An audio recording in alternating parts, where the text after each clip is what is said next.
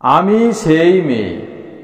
মা, মনে পড়ে আমি বলতাম পড়াশোনা করে বড় হব, বড় হয়ে আমি ডাক্তার হব।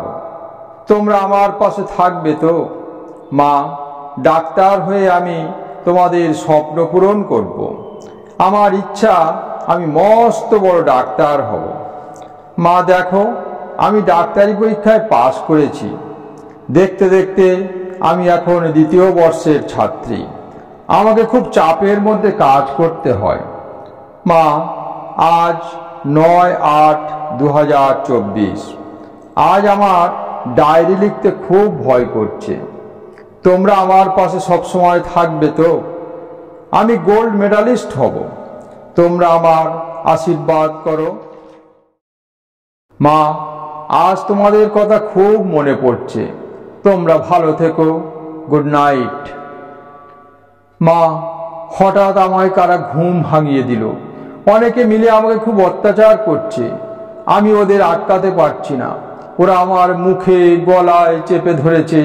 ওরা আমার গলার হাড় ভেঙে দিয়েছে।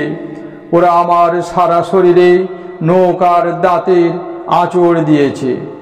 ওরা আমাকে মৃত্যুর দোরগোড়ায় নিয়ে এসেছে। মা, আমি মৃত্যুর দিকে এগিয়ে যাচ্ছি।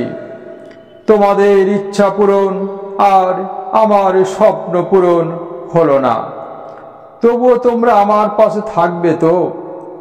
মা, সকাল হয়ে গেছে, নতুন সূর্য উঠেছে।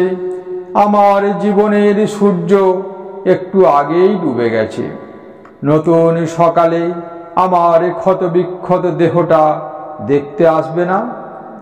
ওরা আমার দেহটা নিয়ে দ্রুত কাটাকাটি শুরু করে দিয়েছে।